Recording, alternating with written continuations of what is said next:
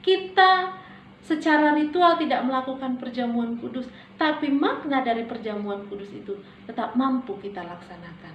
Kita kesulitan, tetapi kesulitan kita tidak menjadi alasan sehingga kita tidak bisa menolong melakukan diakonia.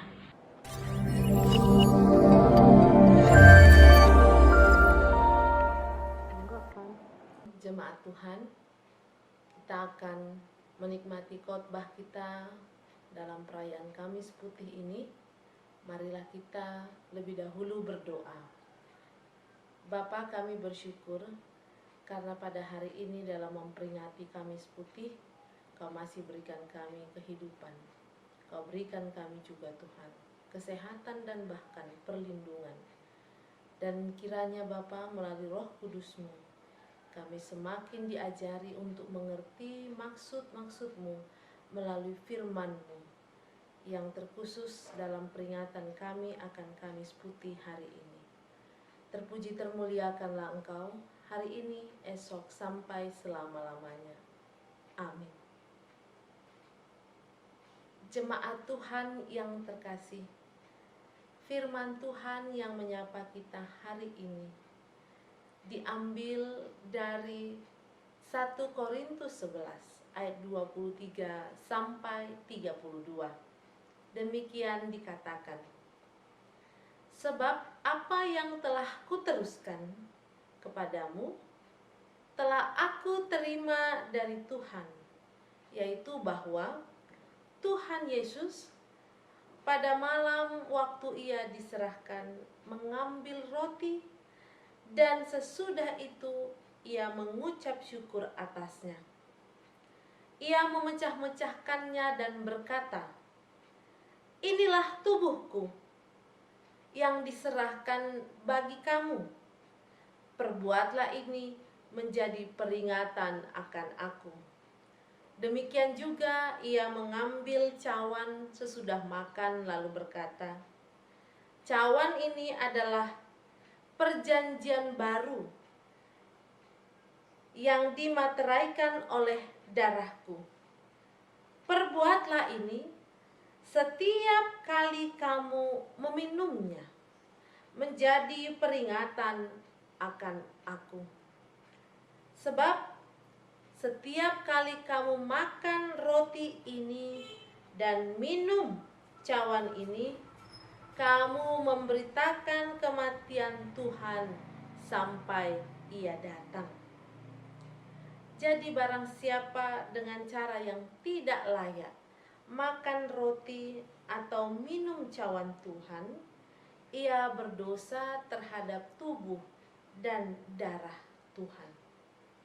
Karena itu hendaklah tiap-tiap orang menguji dirinya sendiri, dan baru sesudah itu ia makan roti dan minum dari cawan itu. Karena barang siapa makan dan minum tanpa mengakui tubuh Tuhan, ia mendatangkan hukuman atas dirinya sendiri. Sebab itu banyak di antara kamu yang lemah dan sakit, dan tidak sedikit yang meninggal. Kalau kita menguji diri kita sendiri, hukuman tidak menimpa kita. Tetapi kalau kita menerima hukuman dari Tuhan, kita dididik supaya kita tidak akan dihukum bersama-sama dengan dunia. Sampai demikian pembacaan firman Tuhan. Shalom Bapak Ibu, saudara-saudari, bahkan anak-anak kami sekolah minggu. Dan selamat hari Kamis Putih. Bapak Ibu, di dalam rangkaian menuju Paskah di 1 minggu ini, kita diperkenalkan dengan nama-nama pemakaian istilah seperti Minggu Palmarum, Rabu Abu, Kamis Putih, Jumat Agung, dan kemudian Paskah. Dan hari ini kita memasuki Kamis Putih. Kamis Putih adalah rangkaian dari hari Trisuci ya, untuk mengenang di mana Yesus pada hari itu membasuh kaki para murid dan juga mengadakan perjamuan. Ya, ini adalah peringatan ya. Peringatan akan apa yang dikerjakan oleh Tuhan Yesus sebelum dia menuju kepada kematiannya. Bapak, Ibu, saudara-saudari, kita mendengar ya, cukup familiar istilah inilah tubuhku yang diserahkan bagi kamu. Ya, seperti di atas ya, di dalam ayat yang ke-24. Saya bacakan ya, 24 yang bagian B. Inilah tubuhku yang diserahkan bagi kamu. Perbuatlah ini menjadi peringatan akan aku. Dan kemudian di 25, demikian juga ia mengambil cawan sesudah makan lalu berkata, cawan ini adalah perjanjian baru yang dimateraikan oleh darahku. Perbuatlah ini setiap kali ya, dikatakan setiap kali kamu meminumnya, menjadi peringatan akan aku, akan Yesus. Ini perkataan Tuhan Yesus kepada para murid.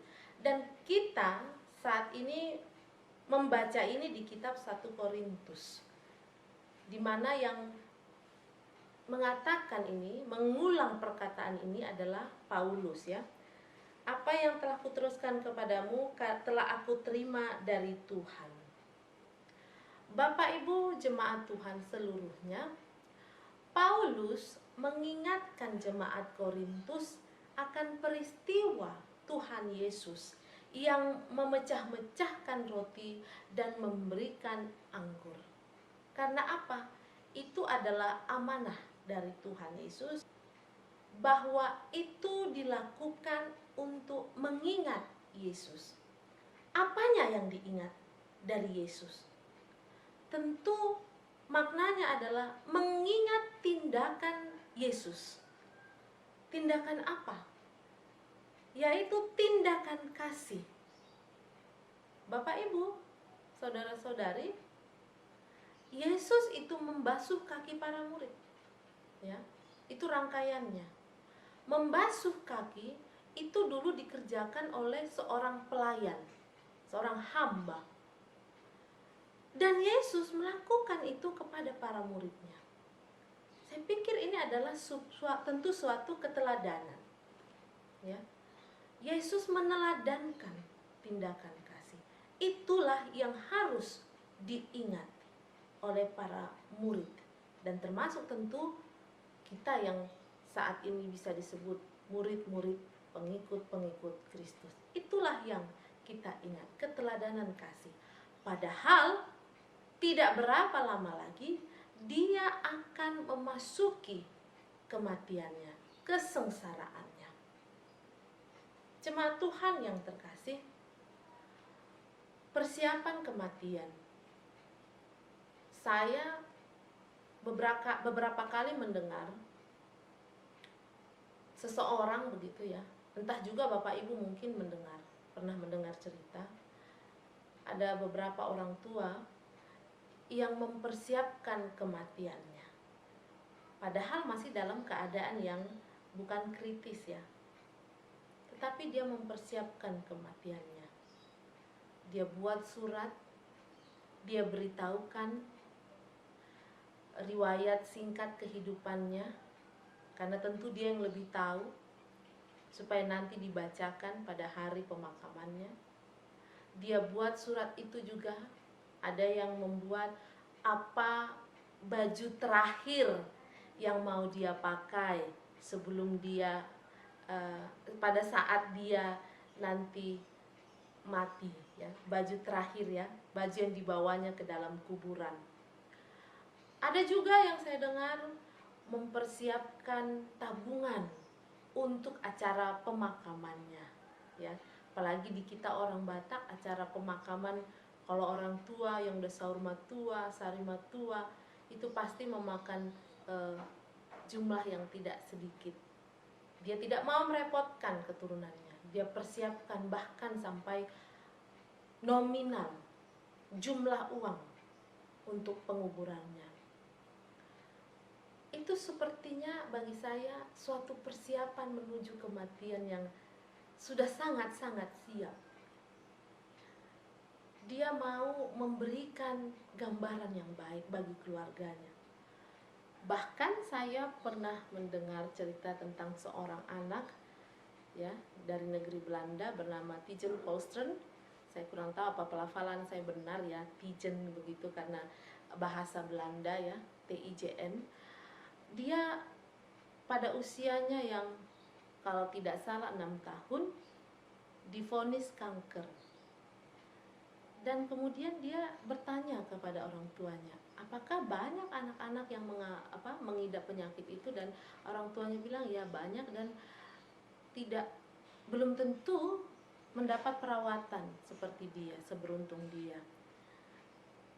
Bayangkan seorang anak yang masih berusia 6 tahun, dia tergerak hatinya, wah bagaimana mereka kira-kira seperti itu. Dan kemudian dia mendialogkan kepada orang tuanya, dia ingin berbagi, ingin menggalang dana untuk anak-anak yang juga mengalami penyakit yang sama seperti dia. Dan inisiatif yang dilakukan adalah dia mengecat kuku orang-orang yang mau membantu menggalang dana, dan nanti diberikan berapa euro seperti itu. Dan ternyata ini menjadi viral ya. Banyak orang yang menjadi terinspirasi dengan kisah dia. Dia yang akan menemui ajal, yang sengsara, yang sakit pun masih bisa berpikir bagaimana melakukan perkara-perkara baik. Dia sendiri yang butuh pertolongan pun masih sempat berpikir bagaimana menolong orang. Sehingga tidak lama hasil penggalangan dana itu terkumpullah sekitar 30 miliaran ya kalau dikurs rupiahkan. Karena sampai kepada berita nasional, viral sekali. Tapi memang anak itu akhirnya meninggal dunia 2 tahun sesudah penyakit itu menggerogoti tubuhnya. Tetapi sebelum dia mati, dia menorehkan keteladanan, cerita kepahlawanan, bahkan seorang anak-anak. Jemaat Tuhan yang terkasih, jemaat Tuhan yang saat ini juga mengalami kesengsaraan demi kesengsaraan, terlebih karena situasi virus corona ini. Ada begitu banyak hikmah dari apa yang diajarkan Yesus, bahkan orang-orang yang saya contohkan tadi. Yesus juga merasakan kegundah gulanaan di dalam hatinya, karena dia tahu kesengsaraan itu sebentar lagi akan dia temui. Kematian dengan cara-cara yang menyakitkan itu akan menghampirinya. Tetapi Yesus tidak terfokus kepada kesengsaraan itu. Dia hanya terfokus pada tujuan mulia kehidupannya. Sehingga penderitaan, kesengsaraan itu bukan menyelimuti hidupnya. Bukan itu yang menguasai dirinya. Jemaat Tuhan, Paulus mengatakan ini diteruskan olehnya karena ini merupakan peringatan akan Yesus. Dan itu adalah kalimat yang diungkapkan Paulus juga sebagai kalimat teguran kepada jemaat di Korintus. Kalau nanti Bapak Ibu boleh baca di ayat 17 sampai 22, akan terlihat apa maksud Paulus, bahwasanya di dalam kehidupan persekutuan jemaat Korintus terjadi perjamuan yang timpang, perjamuan kasih. Orang-orang membawa makanannya, tetapi kandungan maknanya adalah bagaimana agar yang kaya, yang memiliki makanan yang enak, yang serba baik, itu kemudian membawa makanan itu ke dalam persekutuan untuk dibagikan kepada orang-orang yang miskin, orang-orang yang kelaparan.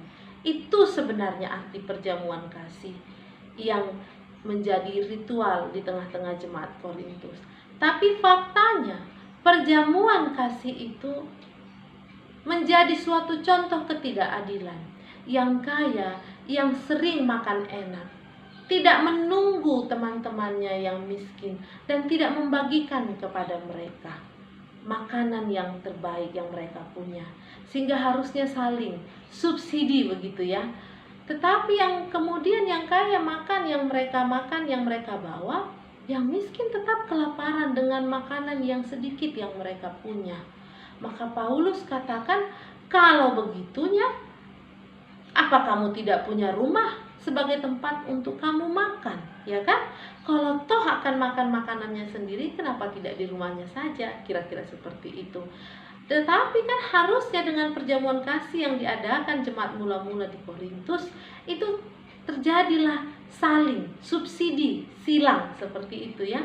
Yang banyak mendapat memberikan kepada yang sedikit mendapat, dan dia juga menyicipi yang miskin punya itu, makanan yang dimiliki oleh orang-orang yang kurang mampu itu, sehingga terjadilah rasa empati dan rasa saling kasih mengasihi. Nyata-nyatanya berbeda. Maka Paulus mengkritisi keadaan kehidupan persekutuan di jemaat Korintus itu. Dan makanya Paulus mengatakan lagi, Yesus dulu melakukan pemecahan roti, pembagian anggur menjadi peringatan akan dia, juga mengingat akan tindakan kasihnya tentu sebenarnya. Jadi bukan cuma sekedar ritual. Oleh karena itu kita yang saat ini dalam masa corona tidak mendapatkan perjamuan kudus ya, karena kita di rumah masing-masing. Tetapi yang lebih penting daripada itu adalah bagaimana perjamuan kudus itu, peringatan akan perjamuan kudus itu lebih mengingatkan kita akan tindakan kasih Yesus. Mengingat akan kematiannya, di sini dikatakan tadi, tentu tidak hanya terbatas hanya kepada mengingat kematian itu saja, tetapi bagaimana kita masuk ke dalam wacana hikmat bahwa mengingat kematian Yesus adalah mengingat bahwa dia mati untuk apa? Ya. Demi kehidupan kan? Dan sekarang kita secara ritual tidak melakukan perjamuan kudus, tapi kita mengingat, tetap bisa mengingat, dan perjamuan itu tetap masuk ke dalam relung-relung hati kita bahwasanya tindakan Yesus dalam perjamuan itu adalah tindakan kasih, tindakan untuk memberikan kehidupan. Jemaat Tuhan, dari sini saya bersyukur bahwasanya banyak cerita-cerita di tengah-tengah corona yang menyengsarakan ini, banyak cerita-cerita yang membahagiakan, ya, yang menyejukkan. Begitu banyak orang-orang Kristen maupun gereja yang tentu juga tidak semuanya adalah orang-orang ataupun gereja-gereja yang mampu, tetapi tetap mampu memberikan, ya, memberikan dari kekurangan begitu ya istilahnya, itu yang paling mulia. Banyak orang yang susah ya, tapi dia tetap mampu memberi. Saya punya teman, dia cerita bahwa dia pun kesulitan makan, tetapi dia di tengah-tengah situasi sulit makan, dia berbagi dengan temannya satu kos ya. Dia masih mampu memberi, bukan karena dia mampu atau karena dia sebenarnya berlebih, tidak. Atau kita dengar kisah-kisah orang-orang yang memiliki perusahaan-perusahaan ya, perusahaan kain, ada beberapa di Jogja saya dengar juga. Dia punya perusahaan batik, sebenarnya sudah kolaps ya, ekonominya. Tetapi dia kemudian merubah itu menjadi apa? Menjadi masker untuk dibagi-bagikan kepada orang-orang yang membutuhkan dan tidak sanggup membeli, karena masker pun susah dicari. Atau gereja-gereja, kita bersyukur gereja-gereja memberikan bantuan-bantuan. Ada yang terekspos, ada yang tidak terekspos, ya. Tapi dalam situasi gereja pun sulit, tetap mampu menyisihkan, memberikan. Diakonia tetap berjalan. Inilah yang saya pikir hikmah di balik corona ini. Kita secara ritual tidak melakukan perjamuan kudus, tapi makna dari perjamuan kudus itu tetap mampu kita laksanakan. Kita kesulitan, tetapi kesulitan kita tidak menjadi alasan sehingga kita tidak bisa menolong, melakukan diakonia. Bapak Ibu jemaat Tuhan, selalu ada hikmah di balik setiap peristiwa. Dan biarlah dalam peringatan Kamis Putih ini, kita semakin diputihkan hati kita, disucikan seperti Yesus yang membasuh kaki para murid dalam pelayanannya, dalam tindakan kasihnya. Itulah yang kiranya boleh kita jadikan refleksi bagi hidup keberimanan kita. Kita sulit, kita susah, namun kita tetap memikirkan karya-karya yang baik yang bisa kita lakukan bagi kehidupan ini. Amin, kita berdoa. Terima kasih atas keteladanan Tuhan, bahwa di dalam kesulitan pun selalu ada kebaikan yang terselipkan, bahkan menjadi fokus utama Tuhan. Karena Tuhan begitu mencintai kami, begitu mengasihi kami, sehingga Engkau tidak dikuasai oleh kekhawatiranmu. Bapa, demikian juga kami yang saat ini menjalani kesulitan karena virus corona. Kami tidak bisa beraktivitas dengan normal dan lega, tapi kami merasa lega ketika kami juga boleh memaknai bahwa sama seperti Tuhan kami terpanggil, tidak hanya fokus kepada kesulitan kami, namun kami mengambil hikmah dalam kesulitan.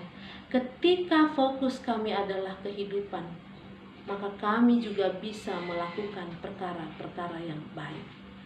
Ajari kami Tuhan selalu, dan kuatkan kami Tuhan. Di dalam nama Putra-Mu Tuhan Yesus, kami berdoa, mengucap syukur, dan memohonkan pertolongan.